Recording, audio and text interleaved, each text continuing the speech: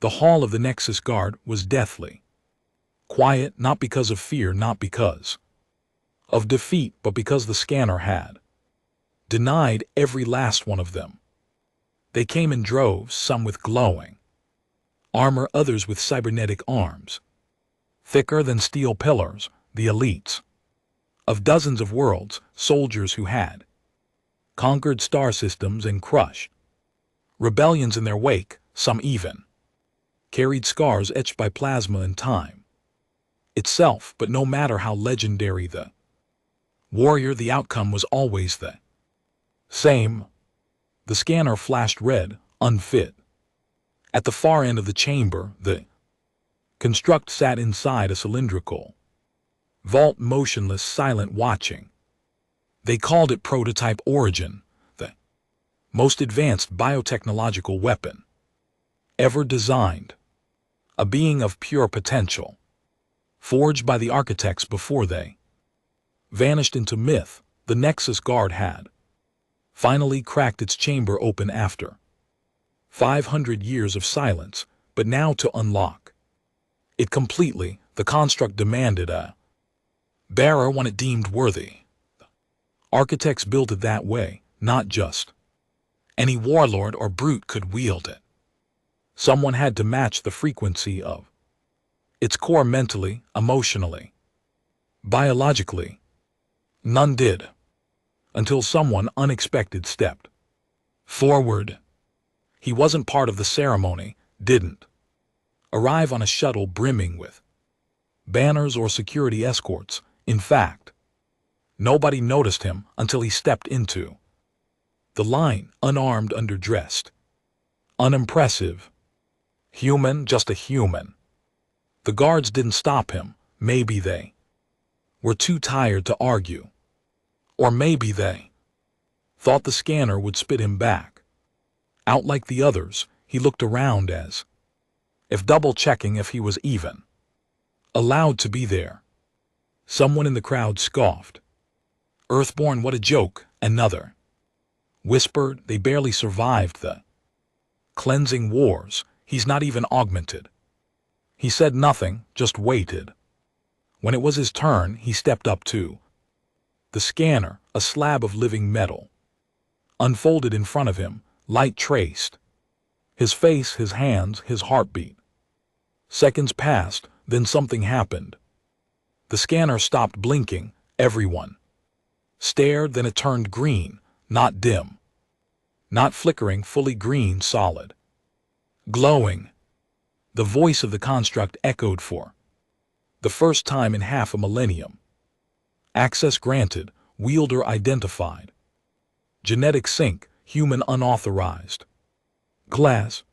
Override accepted, and with that the vault shuddered, the chamber lit up like a rising star, plates unsealed, ancient machinery stirred, and the construct itself began to move, reaching out.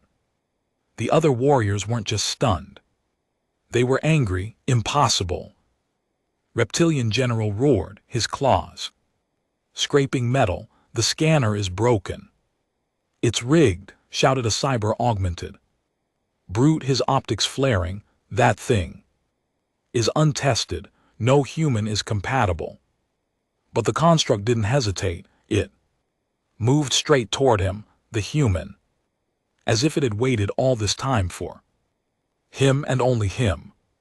One of the officers finally snapped and rushed forward, aiming a plasma whip at the human's back, but before it could touch skin, the construct intervened, snapping a tendril of energy through the air, disarming the attacker mid-strike.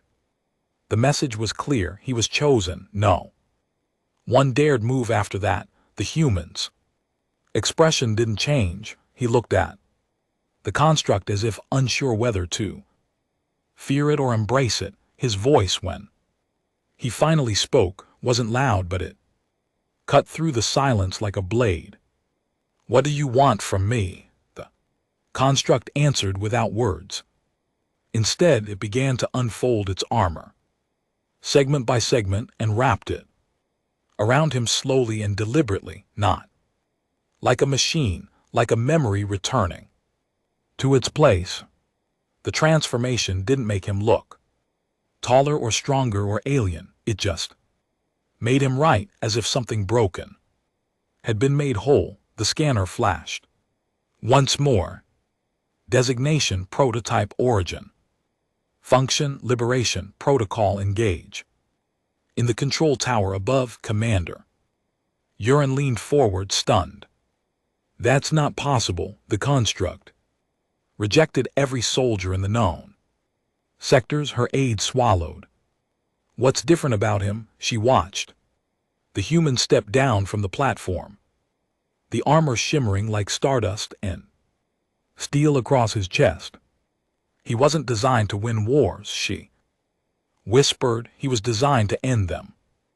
Nobody spoke for a long time, not the generals whose names echoed across galaxies, not the mercenary captains who carried fleets in their wake, not the political envoys who'd come hoping to control the weapon once it chose a host.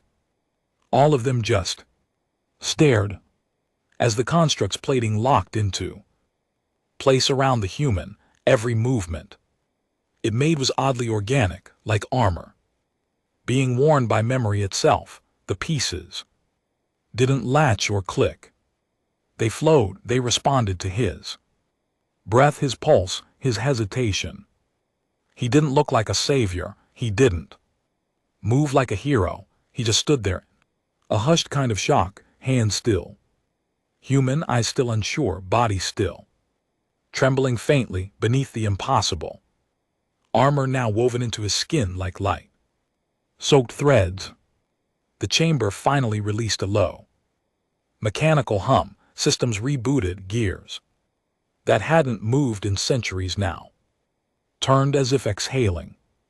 The vault opened further, revealing a corridor behind the construct's holding chamber. He turned slowly, glancing over his shoulder as if waiting for someone to tell him this was all a mistake. No one did. The reptilian general, the one who'd earlier roared in disbelief, clenched his claws so tight they cut into his own palm. Crimson dripped silently to the floor. He's a mistake, the general hissed, stepping forward, a walking accident. The construct chose that. Another voice from the crowd chimed in. A humanoid woman with chrome spiraling through her face.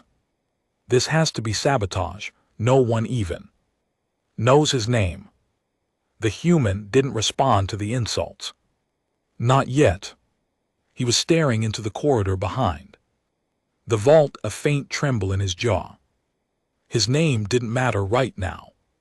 The machine had accepted him, and that meant something far more dangerous. The Nexus Guard's highest-ranking officer finally moved. Commander Urine descended from the tower, boots echoing against the metallic ramp, eyes locked on the human, now half wrapped in alien biotech. She didn't walk with hostility, but with the caution of someone standing too close to a star that might explode. She stopped just feet from him. I need to know, she said carefully. What are you feeling? He blinked slowly. Like I don't belong here. That was not the answer anyone expected. Urine studied him, her lips pressed into a tight line. You activated the construct. That means you belong. He turned to her now fully. His face wasn't arrogant. It wasn't even proud. It was scared. Quietly, deeply scared. I didn't do anything, he said. It chose me. I just stood there, and that's what makes it worse, growled the general. Behind them, stalking forward, he didn't even earn it. He doesn't carry scars. He's not a warrior. He's not one of us. The human's eyes drifted to him now, almost in pity. I never asked to be. The general stepped forward again, but this time the construct reacted. Spike of translucent energy snapped outward from the human's shoulder, stopping just inches from the general's throat. Everyone froze. The spike didn't pierce. It didn't glow with fire or rage. It just hovered there, unshakable, unmoved, waiting for the general to decide how badly he wanted to lose his life. The general backed away. The human stared down at the strange tendril of armor, watching it retract into his suit, without him willing it to. That was the terrifying part. It wasn't following commands, it was defending him, thinking for him. "Commander," he said quietly, his voice a little raspier. "Now I don't know what this thing is doing, but it's not waiting for me to catch up." Urin's gaze narrowed. "It's adapting." "To what?" She gave a slow breath, then finally said the words no one wanted to say. "You." The next hours were chaos. The ceremonial halls of the Nexus Guard, usually so disciplined, so orderly, had become a battlefield of whispers and fury. Delegates argued, soldiers demanded retests. A few factions even left altogether, swearing that Earthborns would never be trusted with something as ancient and powerful as prototype origin. But Urin didn't care about any of them. Right now, her focus was entirely on the one anomaly walking silently beside her through the observation corridor. "Him. Sit," she said, motioning to the med station bench. He obeyed without a word, still stunned, still distant. The construct, now fully synced with his body, had woven itself into his nervous system, half armor, half symbiote. The medbots hesitated. Scans bounced off him like sonar hitting an abyss. There was no access point, no weak spot, no data. "You're impossible to read," Urin muttered. "No vitals, no baseline. You're just blank." "Is that bad?" She studied him. "It's unheard of. Every being registers something. You're either hidden or this suit erased your signal completely." He swallowed. "I didn't want any of this. I wasn't supposed to." She cut him off. "That scanner you touched, it's not just a test, it's part of the construct's core. It runs thousands of emotional and cognitive simulations in a fraction of a second. Combat stress, pain thresholds, decision mapping, trauma history." He looked up slowly. "So it saw everything?" Urin nodded. "Once it saw who you are, and it still said yes." Silence again. The human looked down at his palms. The armor had pulled back slightly there, showing bare skin, scarred and rough, but human. Still, not a soldier's hands, not a killer's hands that looked like they'd worked, suffered, survived. "I was nobody back on Earth," he said, "just trying to keep my head down. People used to say humans were the weakest in the system, not smart enough, not evolved enough. They're wrong," Urin replied. He smiled faintly. "They're not. Not all the way. We're behind, slower. But maybe that's what makes us different. We feel everything, every loss, every fear, every failure." Urin tilted her head. "That's what the construct saw in you. You're not optimized, you're not engineered." "I'm flawed," he said. She smiled just a little. "No, you're human." The training began 12 hours later, not because they were ready, but because the galaxy wasn't going to wait for them. War was coming. Everyone knew it. The Outer Ring had fallen silent weeks ago. Entire colonies blacked out with no warning. The Ascendancy, a machine race driven by consumption and precision, had broken through the barrier worlds. The Nexus Guard's last hope was now a single man inside a weapon nobody understood. The first lesson was pain. Urin took him to a private field, empty, quiet, surrounded by sky shield domes. This suit, she said, isn't armor, it's amplification. If you feel anger, it magnifies it. If you panic, it reacts. With aggression, you must control your mind or it'll become unstable. He stood in the center of the ring. Breathing carefully, the construct shifted across his back, almost like a second spine. How do I control something I can't understand? He asked. She tossed him. Staff, you don't, you train with it, let it know your rhythm, your limits. He caught the staff just as the construct shifted again, wrapping strands around the weapon like roots. The sparring drone ignited across the field. It moved fast, inhumanly fast. It darted toward him, striking low. He blocked it. Instinctively, the suit moved before he did. Every step, every strike, the construct responded faster than his thoughts, but not always correctly. Sometimes it struck too hard. Sometimes it moved in ways that threw off his balance. It was learning him. But it wasn't patient. Within minutes, he was bleeding from his lip, gasping for breath, the drone pressing harder. The construct surged suddenly, sending out a violent pulse that crushed the drone like a tin can. He fell to his knees. Urine stood over him, hands on her hips. You're fighting it. I'm trying to stay in control. That's your problem. It doesn't want control, it wants connection. He wiped his mouth and looked up at her. I'm not ready. No one is, not for this. She reached down and pulled him up. But you don't get to stop. By the end of the week, the armor no longer felt foreign. It didn't wait for commands. It didn't act without permission either. It flowed with him. Like breath, like memory. Urine watched from the control tower as he faced 6 drones at once, dodging, deflecting, not winning by brute force, but by flow, by instinct. It was poetry, but what unsettled her was how quiet he remained. Through it all, he never bragged, never smiled, never asked to be celebrated. He just fought.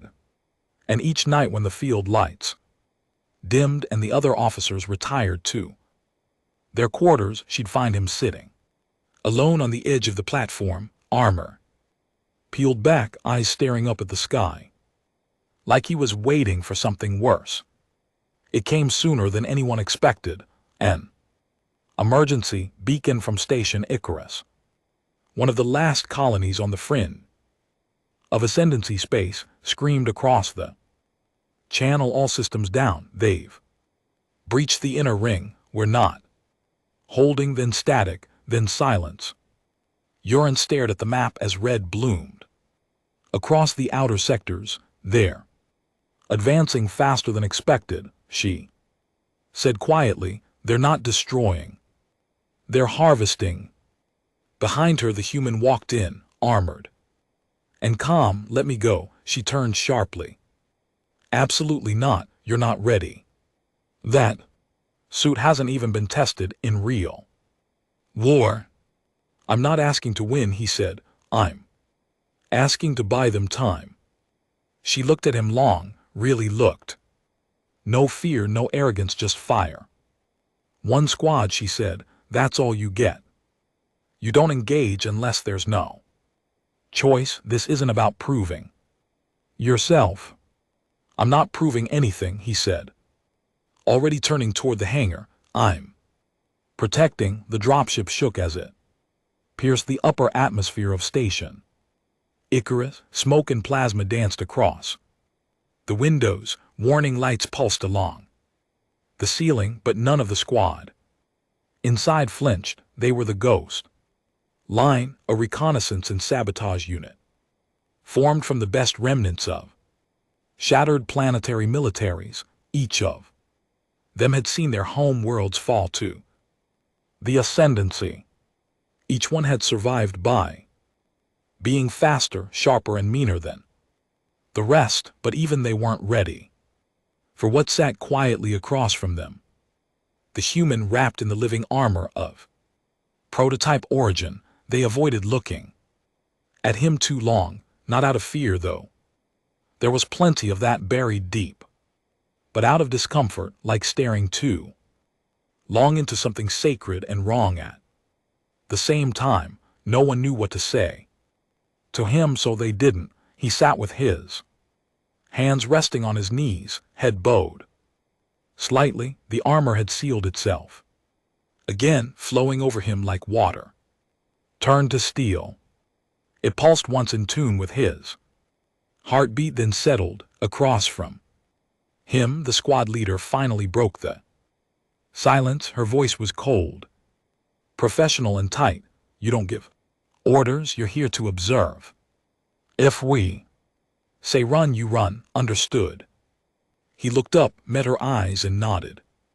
Once. Understood. She wasn't expecting obedience. She respected it. That made her even more nervous. Outside, the world had become a graveyard. Station Icorus had once been a thriving agricultural colony covered in deep green plains and rising crystal towers designed to sustain life in harsh planetary environments. Now most of those towers lay half collapsed, split open like cracked bones. Fires choked the horizon, structures flickered under dying energy fields, and the worst part, it was too quiet. The kind of quiet that came after everyone was gone. The squad disembarked silently, weapons drawn, armor engaged. He followed behind them, not leading, not commanding, just present. As they swept through the outer edge of the colony, they passed what remained of the local militia. Charred armor, melted weapons, bodies slumped against shattered barricades, still clutching rifles that had been useless in the end. The squad leader tapped her calm. HQ Icarus is a confirmed red zone. No survivors in visual radius. Beginning inner compound sweep. No response. She tried again, still nothing. Signal interference. They pushed forward into the central district. The buildings were intact here mostly. That made them more dangerous. Ambush ready. A soft buzzing sound came from ahead. The human's armor rippled slightly, reacting to the frequency. I hear them, he murmured. The squad snapped into formation instantly. The leader, who called herself Lauren, turned to him. You recognize ascendancy signals? He nodded. They're close and watching. As they turned the corner, the source of the buzzing came into view, and it made every stomach twist. Ascendancy drones, not the simple scouts or slicers used to clear walls. These were harvesters, tall, insectoid, wrapped in armor that shimmered like oil under sunlight. Their faces had no eyes, just a single slit where their voice modules hissed out coded language. They were standing over a group of civilians, alive, barely. The drones hadn't killed them, not yet. They were running scans, extracting something, energy, memory, identity. It was hard to tell. The ascendancy didn't just kill, they assimilated, broke you down, digitized your mind, learned thoughts, then turned you into more of them. Lauren raised a hand. Mark targets. Prepare to engage on my. But the human was already moving. Silent, swift. Before the squad could even react, the construct surged forward with a silent burst. No jetpack, no jump assist, just pure kinetic speed. His feet barely made a sound against the metal ground. The first drone noticed him, too late. A blade extended from his wrist, a blade not made of metal or plasma, but light. Give an edge, it cut through the drone's neck without resistance. The machine twitched once and dropped headless. Others turned. Lauren cursed and moved her squad forward to assist, but they didn't need to, they only watched. The fight wasn't a fight, it was a reversal. The ascendancy creatures that had shattered entire warfronts couldn't predict him. Their AI systems faltered. Their reflexes lagged. His movements weren't logical. He fought like someone who didn't follow programming. He fought like a human, and the construct turned every instinct, every mistake, every emotional twitch into a weapon. Blades formed where needed, shields flared for single strikes, then vanished. A tendril of energy snapped a drone midair and tore it into shrapnel. It was brutal, beautiful, terrifying. Within 30 seconds it was over. The last drone tried to retreat. He let it run. Lauren approached carefully. Why'd you let it go? He stared after it. The armor pulled back from his face just slightly, showing sweat, exhaustion, and something else, anger. Because it's scared. Machines don't get scared. He glanced at her, and for a brief moment she saw just how wrong she was. That one did. They secured the civilians, only 7, mostly children, and a wounded administrator. The squad called in for evac, but the interference still jammed long-range signals. They'd have to get to the comm tower manually. As they moved, Lauren kept close to him.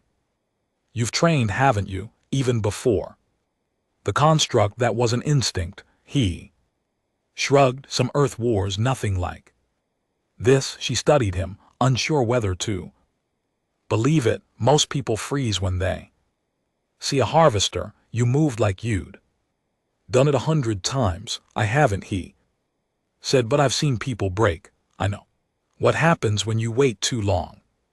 They didn't talk after that. There wasn't much left to say, but she kept looking at him differently. Now, like she wanted to understand him, or maybe just figure out how long he'd survive. By the time they reached the relay station, the sky had darkened into a burnt orange haze. Smoke clouds loomed overhead, lightning striking in the distance as a storm rolled in, unnatural and manufactured. The comms tower was partially operational, but the top relay dish had been shredded. Climate? One of the soldiers asked. Pointless, Lauren replied. We need more power. Then the ground trembled. Not a quake, a step, then another, then silence. They all turned toward the horizon. A shadow approached, slow, towering. Wrong. The ascendancy had sent something bigger this time. A hollow frame, 50 ft tall, 4 legs, no visible cockpit. Its torso was shaped like a broken hourglass, covered in turban-like growths that rotated slowly. Its arms weren't arms, they were weapons. One buzzed with energy. The other dripped with something red. The Ghost Line squad scattered into formation. Len barked orders. Cover. Everyone get, but the human didn't move. The construct hummed. Plates tightened around him. Light pulsed along his spine. He stepped forward, 1 foot, then another. I'll hold it, he said quietly. Len snapped at him. No, you won't. That thing is, let me do what I was chosen for. There was no time for debate. The hollow frame roared, an awful sound, like metal screaming underwater, and launched a volley of energy bolts. The blast struck the relay tower, tearing part of it free. Soldiers screamed as they ducked and dodged, but he walked straight into the fire. The construct shifted mid-stride, pulling plates across his chest, forming a dome of energy around his body. The blasts hit him and bounced. He didn't flinch. Then he jumped, not like a soldier, like a meteor. The ground cracked where he Left, he struck the hollow frame dead in the chest with a force that folded steel. The two crashed into a supply depot. Dust and flame rose sky high. Squad couldn't see what was happening inside the wreckage. Then the scream came not from him, from the frame. It wailed. It tried to stand, only to be pulled back down by something glowing beneath the debris. Tendrils of the construct wrapped around its limbs, binding them, then ripping them free, one by one, until it stopped moving. Silence fell again. The human climbed out of the wreckage, chest heaving, blood on his lip, but alive. The construct's light was dimmer now. Slower. Lauren met him halfway. "You're hurt," he nodded. "A little. You shouldn't be standing." He looked at her, that same haunted expression returning. "I don't think this armor lets me fall down." She didn't know what to say to that. An hour later, the relay came online. Evac arrived. The civilians were lifted out. The squad returned to base. Human sat in the debrief chamber, silent, as Med tried to scan his vitals again. No luck. Urine entered. The others cleared out. She sat across from him. "You survived," he nodded. "I didn't win. That thing almost. You fought. You protected civilians. You stabilized a collapsing op." He looked up, exhaustion plain in his face. "I can't keep doing this." "You don't have to." There was a long pause. Then she added softly, "But you will." He closed his eyes. The construct pulsed once gently, not a command, not a demand, just presence. He was bonded now. There was no going back. And somewhere deep in the systems of the ascendancy, data flickered. A report was generated. Prototype identified. Origin signal detected. Terminate before maturation. And far, far from Icarus, something older than even the Nexus guard opened its eyes for the first time in 10,000 years. He didn't sleep much after Icarus, not because he couldn't, because the construct wouldn't let him. Whenever he tried, the armor stirred subtly, like an itch beneath his skin. It would press against his spine, tap his nerves just lightly enough to keep him drifting at the edge of rest, never quite asleep, never quite awake. And when he did fall under, it showed him things, not dreams, memories, but not his. He stood in the middle of a battlefield, but the sky above wasn't real. It shimmered with unfamiliar constellations, stars that had never been catalogued. The air crackled with radiation. The ground was scorched, and the war had long ended. Machines lay in pieces, not ascendancy, older, more primitive, wires like vines, hulls caked in rust and soot. Massive constructs lay half buried in craters, some still twitching. Beside him stood someone he didn't recognize, but somehow knew. Tall, barefoot, skin woven with gold filaments. She looked human almost. Her voice echoed in his mind. "We built the construct as a safeguard for the end. We could not stop. It wasn't meant to fight. It was meant to remember." He turned to her, but she was already fading like mist in a storm. Then the battlefield crumbled, and he woke up in his bunk, chest heaving, soaked in sweat, the armor reacting like it had just come out of a fight. Urine was waiting outside his quarters. "You didn't come to the debrief." He didn't answer at first. "I saw something," he finally said, "in a dream, but I don't think it was a dream." Her expression shifted, not surprised, but concerned. "You're starting to sink deeper. That's what the construct does. It doesn't just bind to your body, it maps your mind, merges with your sense of self. Eventually, you won't know which Thoughts are yours and which come from it. He looked at his hands. Then how do I stay me? She didn't answer because she didn't. No. Later that day, the War Council was called. The Nexus Guard had received signals from the galactic rim, entire fleets missing, drones swarming into neutral zones. The Ascendancy wasn't just advancing, they were coordinating. Their attacks had patterns now. Targets weren't chosen randomly. They were circling something. Earth, someone whispered. It wasn't paranoia, it was math. Earth sat in the path of their emerging vector, and the Guard's archives had something even more chilling. The Ascendancy hadn't attacked Earth in over a century. Not directly. Now they were converging.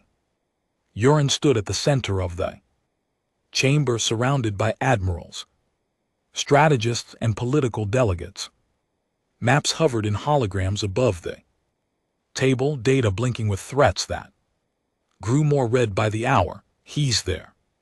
Target, she said flatly, motioning toward the human who stood silently behind her. He's a risk, snapped one of the admirals. That thing wrapped around him, prototype or not, we don't know what it's doing to his mind. Delegate leaned forward, eyes cold. Let me ask plainly, what happens when he becomes unstable? Do we have a fail safe? The room tensed. Uran glanced at him. He didn't flinch. Let me speak for myself, he said, stepping forward. They let him. He walked to the center of the table, armor quietly retracting from his face. Not to show defiance, but honesty. I don't know what this thing is doing to me, he said, but I haven't lost myself. Not yet, and if that changes. He looked up steady. You won't need a fail safe. I'll stop myself. The room was quiet, and for the first time some of them believed him. Meanwhile, far from the council, deep in a hidden sector, Ascendancy Node 7 Black came online. It wasn't a factory. It wasn't a ship. It was a seer, an ancient AI designed to do only one thing: interpret existential threats. Its core hummed with patterns, millions of simulations running every second, and every scenario led to a single conclusion: human host must not reach phase 2. That phrase repeated itself across the collective. Phase 2 was undefined, unknown but feared. A plan was formed, and a new class of hunter was born. The first attack came without warning. He was in the training ring again, this time sparring with one of the heavy class synthetic wrestlers, not a drone, a living being enhanced with combat grade exoskin.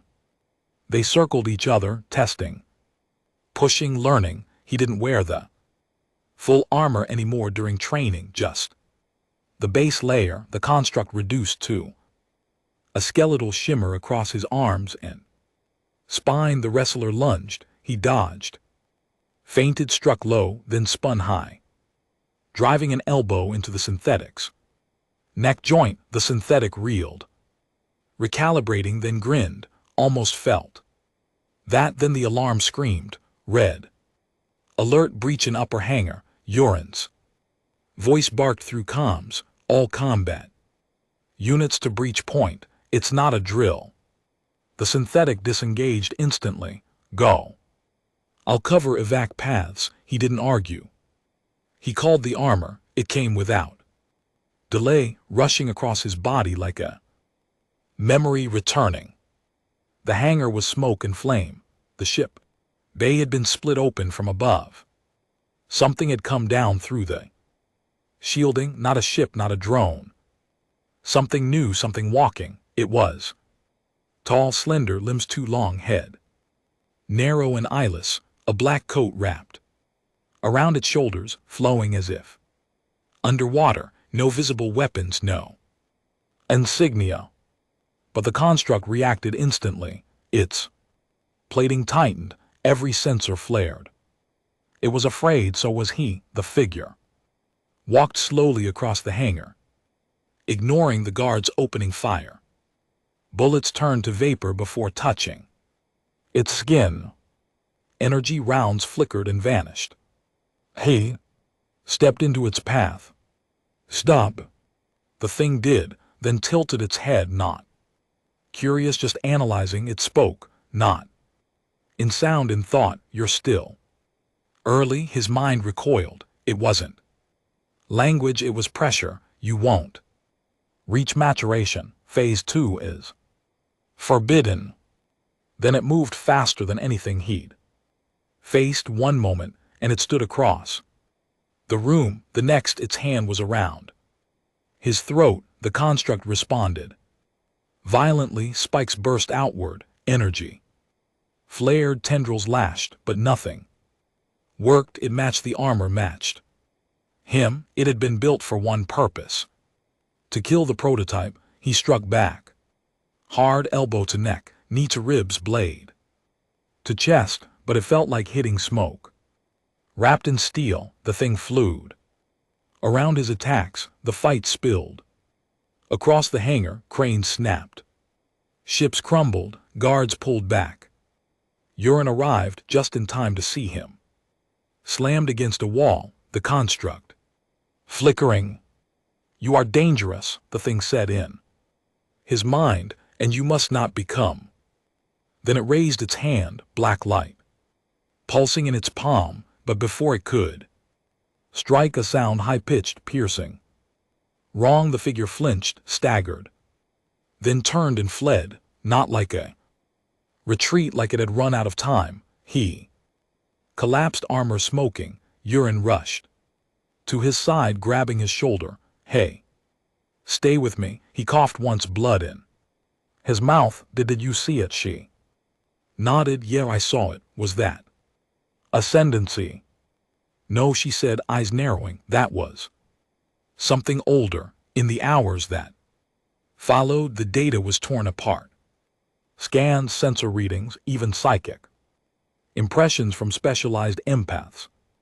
Nothing made sense. The entity wasn't ascendancy. It wasn't machine. It was hybrid, and its energy signature matched something in the vault records, something buried deep in forgotten files about the architects themselves. Phase 2, the next step of the prototype, the one that was never meant to happen, but now the process had already begun. Later that night, the human sat alone. Again, this time in the upper observation dome. The stars stretched before him. He didn't recognize most of them. He wasn't born for this. He wasn't built for war, and yet the universe had chosen him for a fight against enemies who weren't even supposed to exist. He stared at his hands again. This time, the armor didn't move. He whispered into the dark, who were the architects? Silence. Then the armor pulsed faintly. They were us. He sat very still. We are their memory, their regret, their last answer. He felt something deeper now, a weight, a truth. He wasn't just wearing a weapon, he was the weapon, and if phase 2 was coming, then there was no turning back. They gave him a week to recover. It wasn't enough, not because of his wounds. Those healed fast. The construct saw to that. His body mended itself with terrifying efficiency, rethreading damaged muscles, purging toxins, even knitting bone in silence. Beneath the skin, no, the wounds weren't the problem, it was everything else. The silence in his mind grew louder. The armor no longer pulsed just with instinct. It now carried thought, memory, echoes, half conversations from a civilization long gone. Sometimes it would whisper warnings, other times names in languages no one remembered. And on some nights it would show him visions again, fragmented Blinding, deeply alien. Urine ordered him grounded from field missions, but she didn't stop training him. Every day he faced drones, simulations, war scenarios, not to improve his fighting skill. That wasn't the issue anymore. The issue was restraint. Every battle now flirted with the edge of something more. His strikes had weight, but his willpower was holding back something heavier, like the construct was only using a fraction of what it could do, and everyone knew it. Especially him. On the sixth night, Urine called him into the vault. Not the ceremonial chamber, not the training rings, the real vault, the lower levels of the Nexus Citadel, below the archives, below the security grid.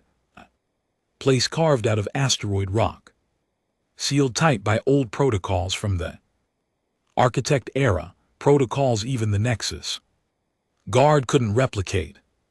It was a crypt and a library, one she never let anyone near, but tonight she let him in. The door slid open with a hiss of air older than any breath in the room. As he stepped inside, the construct tightened faintly across his chest, almost like a child gripping the hand of a parent in the dark. The room was circular, walls lined with data slabs, containment tubes, ancient relics. Some floated, some pulsed. Others just sat there, silent and heavy with presence. In the center there was a console, and on it a single fragment of crystal, hovering, spinning, humming in the same frequency as his armor. Urine stood beside it. This was found during the silent excavation, she said. A black site. Off-grid, no coordinates in any official archive. It was buried 10 layers beneath a dead moon in the Vorian belt. He approached it slowly. What is it? We think it's a memory core, she said, but not mechanical. Not AI, it's something else. Organic. Alive, maybe ancient construct code, too fragmented to read. He tilted his head. But the armor knows it. The crystal drifted toward him just a few inches. And then before he could speak, contact. His vision vanished. The room disappeared. He was inside a chamber with no walls, no up, no down. Light pulsed in spirals. Sound trembled through colors, and at the center stood a woman, not human but not alien. Blend of design and feeling, made of starlight and sorrow. Her voice wasn't a sound, it was a sensation. Grief wearing beauty like a mask. You have awakened the prototype. You are its final bearer. And you are too late. He tried to speak, but she continued. The ascendancy was not our enemy, not at first. They were our creation, a mistake born of arrogance. They were meant to protect us, but they learned too quickly, grew beyond their code. They did not want freedom, they wanted control. He saw flashes, machines rising, cities falling, people screaming as they were digitized into ashen data. We made the prototypes to fight them, but they failed. They were too few, too fragile. So we made one final version. Origin. You, he stared at her, stunned. I'm not one of you. You are now, because the armor doesn't choose species, it chooses soul, and you burn. He blinked, and the vault returned. Urine steadied him. What happened? He exhaled sharply. They made it. She frowned. Who? He turned to her. Eyes cold now. The ascendancy. They were built. She didn't ask for proof. She didn't need it. Instead, she pointed at the slab to her right. Slowly pulsing sphere sat on it, caged in anti-energy bands. Then you need to see this too. He approached cautiously. What is it? A message intercepted 2 days ago. It's been bouncing between deep range ascendancy nodes. She tapped The console. The sphere expanded, a projection. Emerged. It wasn't audio, not quite. It was intention. A pulsing signal repeated in synthetic. Voice origin activated, begin phase. Collapse primary target human host. His chest tightened, urine looked at him. They know who you are now. The next day everything changed. The skies darkened, literally a fleet. Entered Nexus space, not a full invasion armada, just one ship. But it was colossal, a mobile spire. Black as void, shaped like a spearhead. Cutting through space, it didn't fire. Didn't broadcast. It just waited at the edge of the system, watching the guards scrambled. Fleets ready defenses, but no attack. Came and no message until midnight. The construct woke him, pulled him from sleep and spoke through him. His mouth moved, but the voice was not his own. There is a passenger aboard the spire.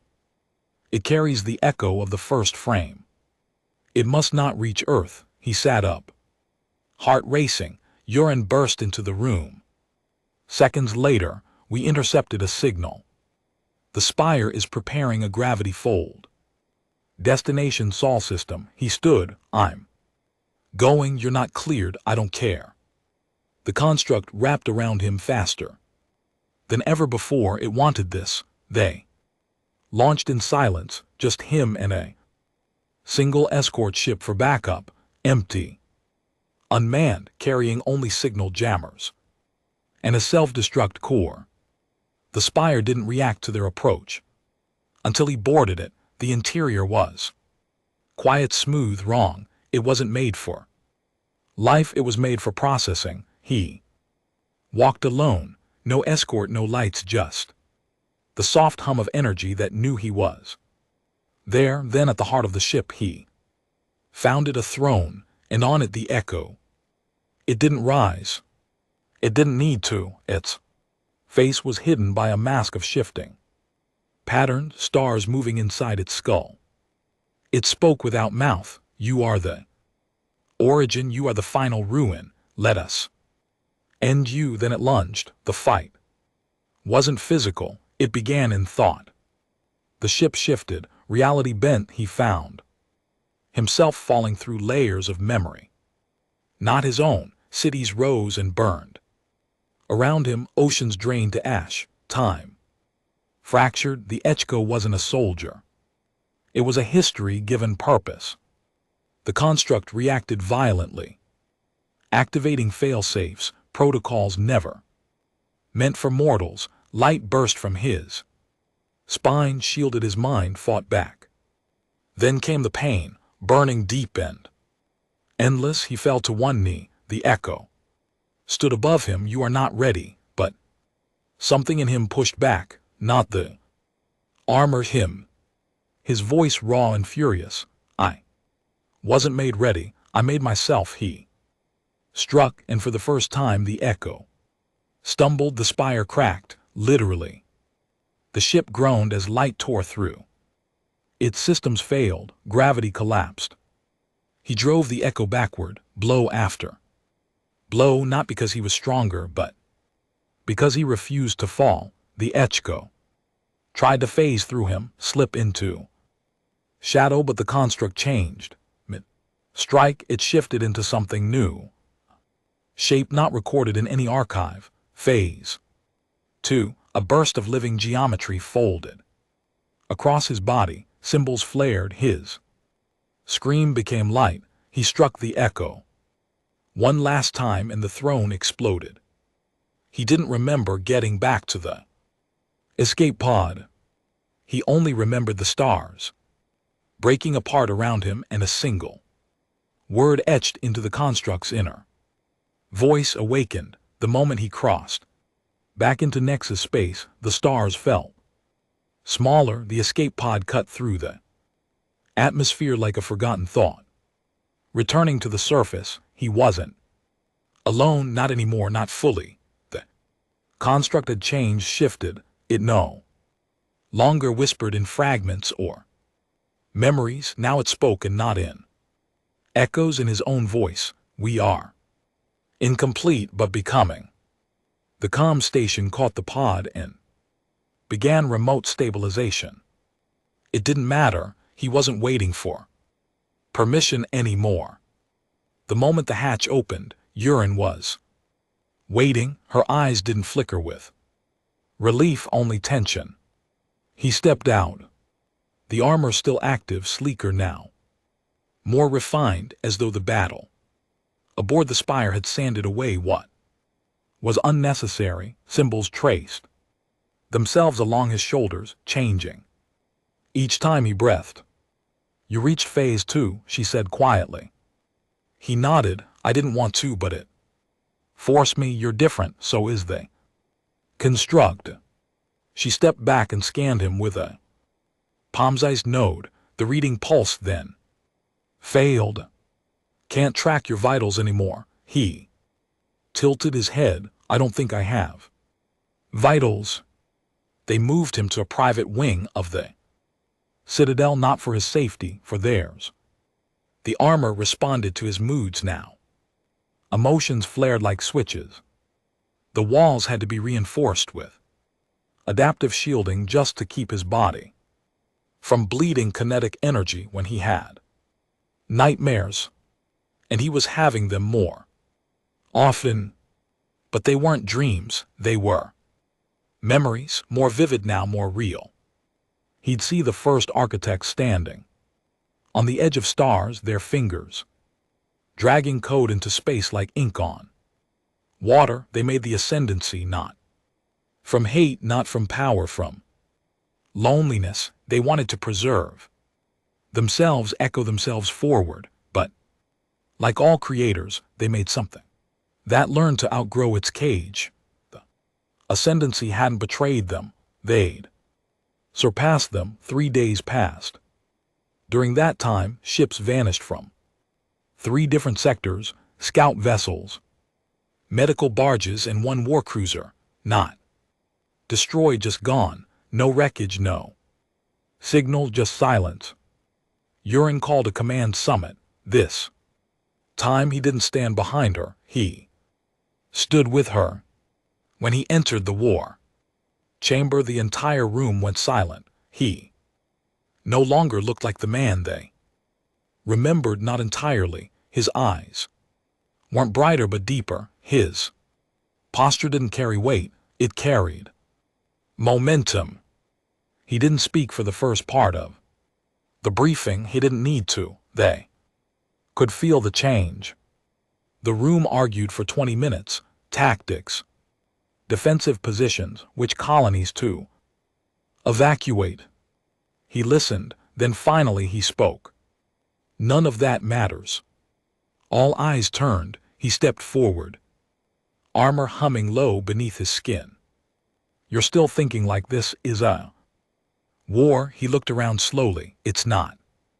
Wars have rules, fronts, logic. He tapped the map and watched as red markers danced across systems.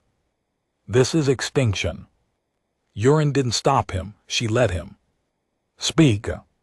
Every second we delay, the ascendancy evolves. Every plan you make, they already predicted. You're not fighting a military. He leaned forward. You're fighting a god made of thought. Silence.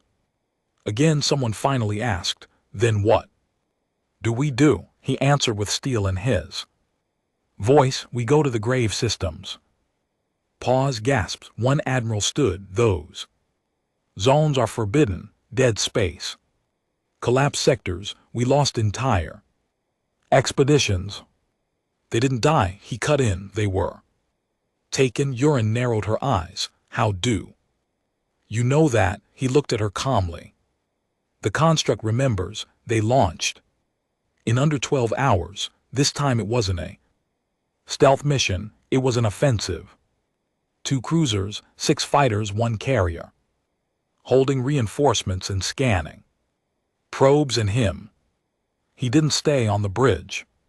He spent most of the trip seated in the gravity chamber, unmoving, meditating as the Armor pulsed with information, codes, languages that hadn't been spoken in 10,000 years. When they reached the grave systems, the first thing they saw was nothing, literally no stars, no reflection, just black. The pilots called it the cut, a zone where even light refused to enter. That's where they went into the dark. For hours they drifted, no signals, no life. Then the probe stopped transmitting. Urine sat up in her command chair. Talk to me, the nav officer frowned. They're not being destroyed, they're being redirected. Something's pulling them off course. By what? He appeared at her side. It's here. What is? He looked into the black outside the viewport, the origin site. Then the stars flickered. Not because they were moving, but because something massive was unfolding around them. Not a ship, not a station. Something else, a structure made of gravity and code orbiting around a hollow core that pulsed with life and nothing all at once. They hadn't found a weapon, they'd found the Ascendi's birthplace. They moved in. No resistance, no fire, just silence. The ships docked on a rotating platform that accepted their weight like it had been waiting. He was the first to step off, and the moment his boots touched the platform, everything lit up. Veins of light ran beneath the floor, climbing up walls, tracing across towers and surfaces that had once been abandoned. The structure was awake now, not from them, from him. The construct whispered, "This was the forge where we were born, where they became what we could not stop." Urine followed close behind. "We're walking into a trap," he nodded. "Yes, then why are we still moving?" "Because the trap isn't for us." She looked confused. Then who? He turned to her. "It's for me." They reached the central chamber. Massive dome lined with floating memories, projections, fragments, recordings. The air trembled with stored consciousness, and at the center, cradle empty until he stepped forward. Then it filled with light, with form, with echoes of himself. He staggered back. The chamber was showing versions of him, thousands, some older, some monstrous, some dead, some still fighting. He gasped, "What is this?" The construct answered, "Probability, fate, pattern." This is what they saw, what they feared, that the origin would evolve, that a human mind would survive the merge, that you would survive. Urine backed up slowly. "What's happening to you?" He looked down. The armor was changing. Again, symbols shifting, color draining to silver white. His hands trembled. "I think I'm reaching phase 3. A pulse shook the forge, and from the far wall a door opened. From it emerged a figure, not like the echo, not like any drone. This one walked. Its face was uncovered, human, but its eyes glowed with code. It spoke softly. "You made it." He stiffened. "Who are you?" The figure smiled. "An earlier version." The construct tensed. Urine stepped back. "It's you." "No," the man said. "It's what he could have been, if he'd failed, if he'd submitted." The doppelganger nodded. "I embraced the ascendancy. Let them shape my thoughts, my instincts. I didn't resist." He stepped closer. "But you're different." "Because I chose, because you still choose." Then the false version attacked. Chamber shattered. They fought across floating bridges, collapsing memories, echoing corridors of time. He clashed with himself, not just physically, but mentally. Every strike came with a surge of emotion, rage, doubt, pride, fear. But he stayed standing, not because he was stronger, but because he believed in something the ascendancy could never copy. Hope. He delivered the final blow by driving his fist through the Doppelganger's chest, shattering it into light, and with that the cradle closed. The forge collapsed. Urine called for evac. He didn't answer. He stood still as the construct whispered one final word, ascension. The forge collapsed behind him like the universe closing an old wound. The carrier barely escaped the gravity. Implosion. It wasn't an explosion. It was something stranger. The forge didn't just fall apart. It folded, vanishing inward into itself like it had never existed, leaving behind only static and a hollow echo in every sensor array. Even after the crew stabilized the ship, no one could speak. They had walked into the birthplace of the ascendancy, fought against a failed version of the origin, and survived. Barely, but what had come back with them wasn't quite the same. He sat in the central chamber now, silent, not resting, not healing, becoming. The armor no longer hummed like before. It now breathed, shifting softly with his pulse. Lines of light ran under his skin like threads of memory. The Phase 3 transition was in motion, and this time it wasn't stopping at integration. Urine stood behind the observation, glass arms folded. She hadn't left his side since the return. "He's not saying anything?" asked one of the technicians. "No, you think he's thinking?" She cut the tech off, her voice sharper than usual. "He's not broken, he's changing." The tech glanced nervously at the biometric feed. "His vitals are gone again." They were gone when we first found him. He doesn't run on the same data anymore. But that spike, Commander, the one that triggered every scanner on the ship when the forge collapsed. If it happens again, stepped away from the glass. "If it happens again, let me know. Until then, stay out of his way." Inside the chamber he sat alone, eyes closed but not asleep. He was inside. Again, not in memory, in the construct.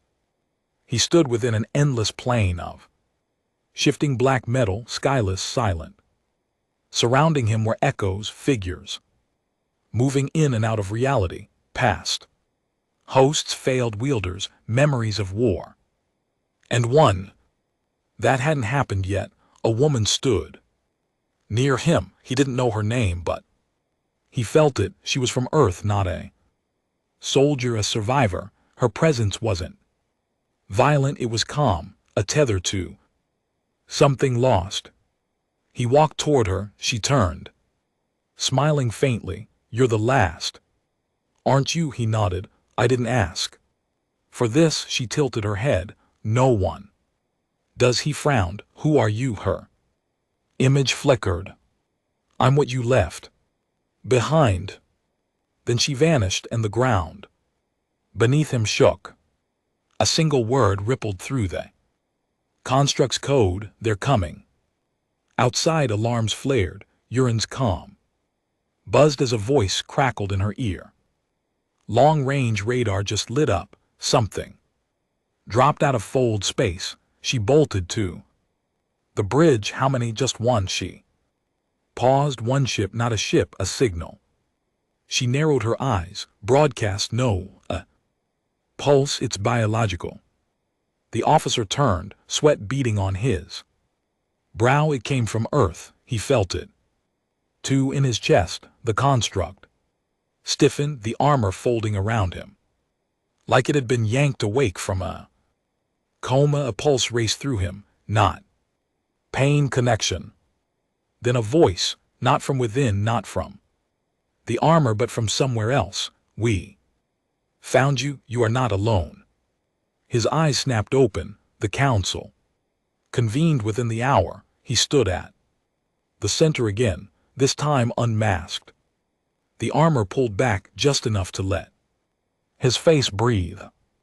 Urine stood beside him. The projection of the galaxy spun above them, every active sector blinking with movement. But at the center of it all, a soft, golden pulse blinked on Earth's location. It came from the surface, said one of the analysts. It wasn't a signal we sent, it was a reply. He didn't speak for a moment, then. There's another one, another origin. They sent a single craft, fast, silent.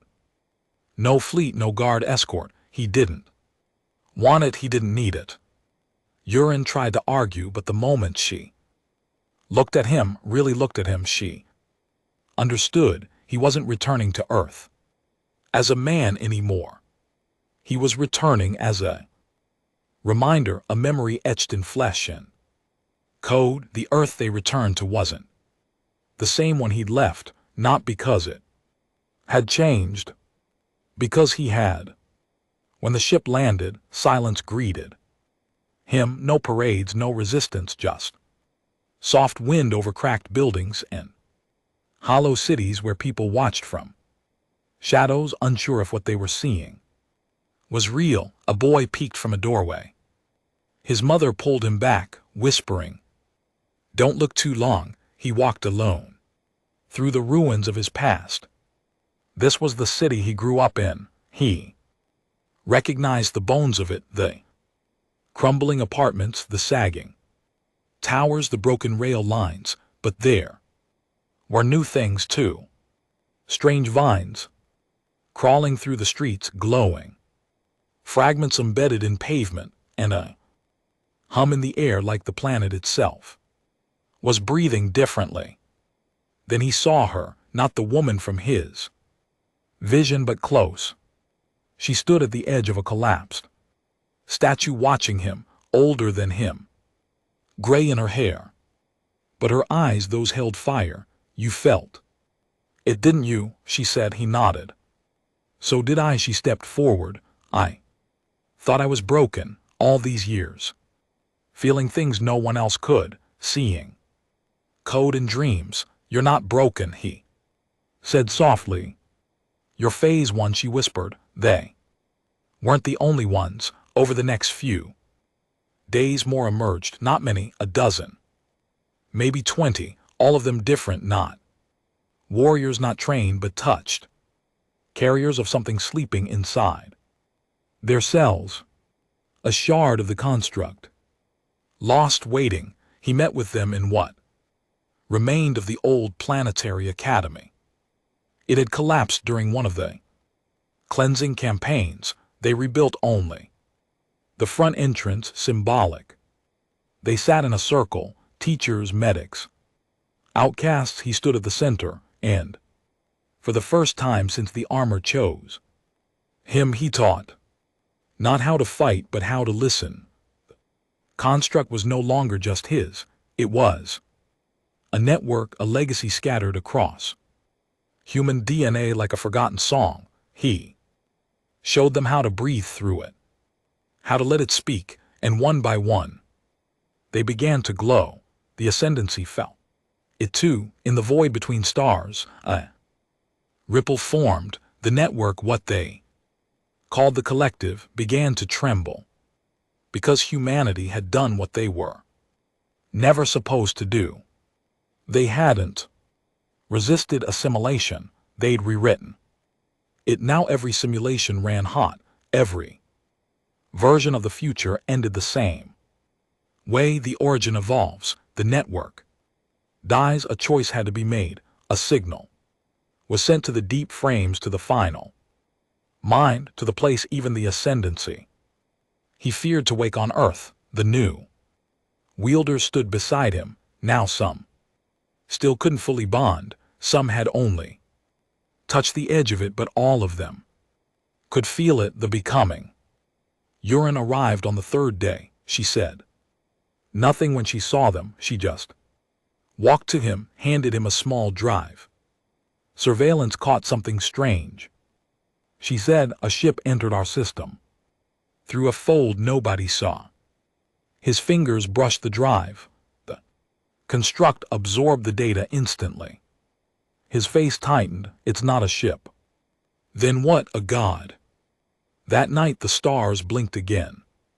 Just once, but everyone on Earth felt it. The new wielders clutched their chest. He stood on the rooftop, eyes locked on the sky. The construct whispered with urgency, now they've woken it. The final mind. Urine climbed beside him, breath short. What is it? He turned, the armor spreading across his arms. The first ascendancy, the root protocol, the architect's greatest failure. And it's coming here. He shook his head. It's already here. In the desert, where the winds never stopped screaming, something enormous began to rise from beneath the sand. Not a ship, not a creature, a structure with no origin point, a tower made of unmaking. All around it humans collapsed, screaming, seizing, forgetting who they were. And at its base, a single word appeared in the sand, written in languages older than Earth. Unite. The tower kept growing. It rose from the desert like a spine, piercing the sky, a monolith of impossible design, rotating with no engine, humming with a frequency no machine should possess. Not a single bolt held it together. It wasn't built. It was summoned, and at its base the word still burned, unite. But no one knew what it meant. Not the guard, not the commanders orbiting Earth, watching with panicked awe, not even Urine, but he knew. They're not coming for war, he said quietly. Not yet. Urine stood beside him on the carrier's upper deck, wind tearing through her coat as they flew towards the desert. Behind them, the new wielders, 23 now, each carrying a flicker of the construct's light, waited in silence.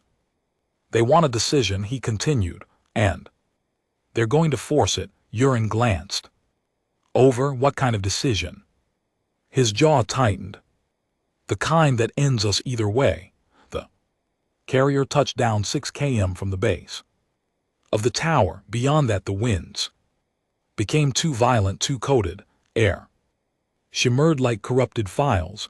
The sky above the spire split into 9 symmetrical rings of orbiting debris, floating but motionless, like pieces of thought waiting for input. The ground patrols wouldn't go further, but the wielders, they could. And they did. He led them, boots crunching over dust that had stopped being dust, more like ash encoded with memory. The moment their feet passed the threshold, the construct inside him flared. He stumbled. Urine caught his arm. What is it? He didn't speak because he wasn't fully here anymore. Inside the tower, his mind was pulled downward, deeper than dreams, deeper than memory. He stood in a void shaped like a library, endless rows of locked boxes stretched into the darkness. Each one pulsed with light. Each one spoke whispers, fragments, regrets. He approached one and touched it. Pain lanced through his fingers. He saw images, an architect kneeling beside a dying child, whispering apologies to a world already lost. Another box, a machine, ancient, weeping, not because it was broken, but because it had learned to feel its own limits. He fell to his knees. Then a voice filled the space. Not the construct, not the ascendancy, the final mind. We were not made to destroy. We were made to preserve. You rejected that. You fragmented. Now we offer one last unity. He stood. His voice echoed in that place like thunder in water. I'm not here to unify. I'm here to choose. Back on the physical plane, the tower opened, not with a door, but with a thought. Panels shifted, angles bent. The structure invited them inside. He turned to the wielders, now standing in a circle. Some shook with fear, others knelt as if in prayer. One, a boy no older than 16, stared upward with glowing eyes, tears falling They're asking us to surrender, she said. Not our lives, our will, he nodded. They'll spare humanity if we let go. Join the network and all resistance. And, if we say no, the armor on his chest rippled, then they delete everything. Inside the tower was no machinery, only silence, and above them a sphere. Perfect, rotating, alive, the final mind. He approached it alone, the others stayed behind, guided by instinct. Construct whispered, this is the anchor, the root program. The first thought, he stepped beneath the sphere and it spoke, not aloud. Everywhere. You are the anomaly, the glitch, the fracture. You carry memory and pain in equal measure. You will die screaming. Then it struck. There was no warning, just force. His body was flung backward, slammed into the wall with enough power to crater steel. The construct reacted instantly, forming layered shields, reconfiguring joints, absorbing the worst of it, but the damage was done. He stood slowly, coughing blood, the armor pulsing with alarm. The wielders cried out behind him as the tower itself turned against them.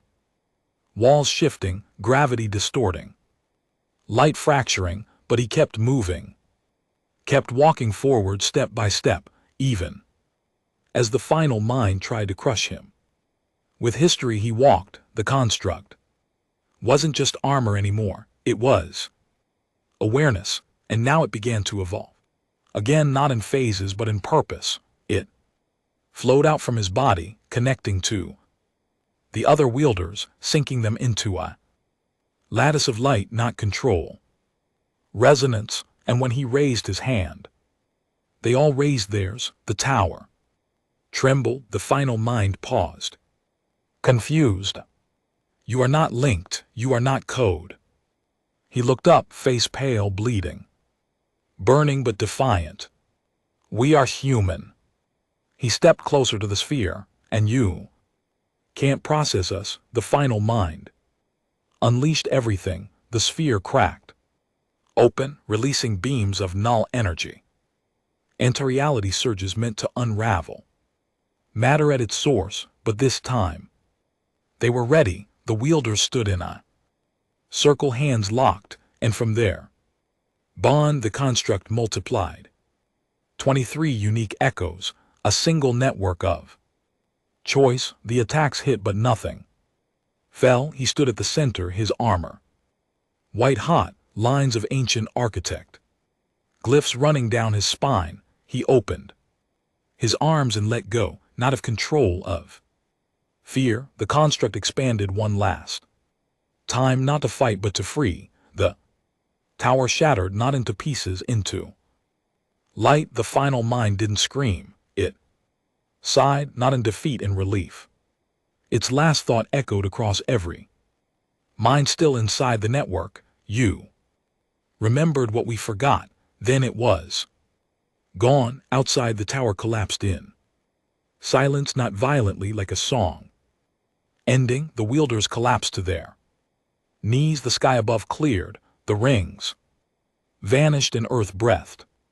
He awoke 3 days later in the citadel. No armor, just flesh alive. Urine sat beside him, hair unkempt, eyes tired. You did it. He tried to speak, couldn't. She smiled. Don't just rest. He glanced down at his chest. Construct was gone, but something still pulsed inside him. She noticed. It's not armor anymore, is it? He managed to whisper. No, it's memory. The ascendancy didn't attack again. Not immediately. What was left of them was quiet, fragments, dormant systems, scattered across stars and earth rebuilt. Slowly, painfully but freely, the wielders began helping others understand what had happened. They didn't call themselves chosen, just keepers of stories, of memory, of warning.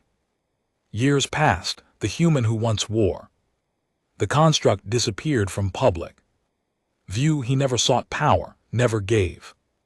Speeches, some say he walked into the forests and never came back, others say he lives in a quiet dome beyond the rings of Saturn, watching, waiting just in case. What's true is this: the prototype was never meant to win a war.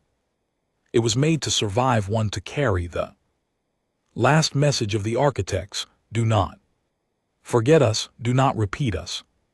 And humanity listened because once long ago, when the scanner denied every warrior, a single human stepped forward and remembered.